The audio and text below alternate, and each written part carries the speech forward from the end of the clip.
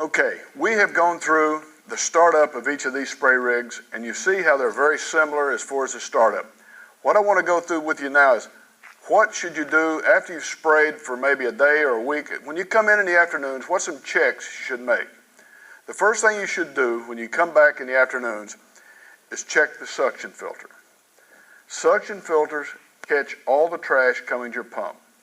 One of the biggest issues we have with people calling us, they use a sprayer, they call up and say it won't pump, it's lost all pressure, it won't do it.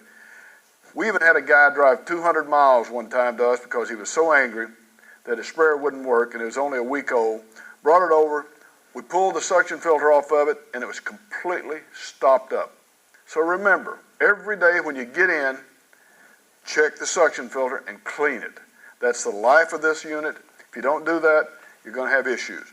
So when you come in the afternoons, pull the filter off of it, clean it, put it back on. Both of them have the same type filter system. Check them. If you want to go one step further, and a lot of you are not going to do this, but if you don't do it, it's going to create some issues for you down the road. If it's empty when you get home in the afternoons, put some fresh water in it and flush it out.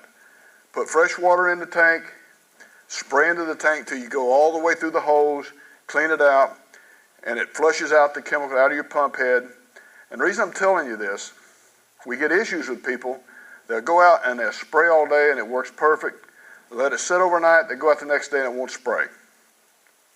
Some chemicals are sticky.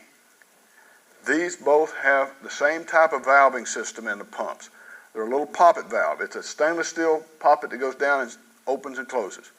If you got a chemical that's sticky, if you leave it overnight and the next day you go out, those may stick shut and they won't pump.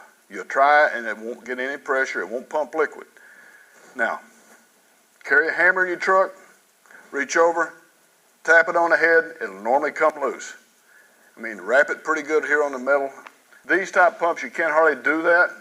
The diaphragm pump's a little more difficult as far as sticky valve, but just kind of tap it a little bit and see if you can get it started. Best thing to do is flush them every day when you get home. Go ahead and fill them up with fresh water like you're going to be spraying the next day. Run the fresh water through them. You've got water for the next day, and you've got a clean pump that's going to work. That's what you need to do every day when you get in.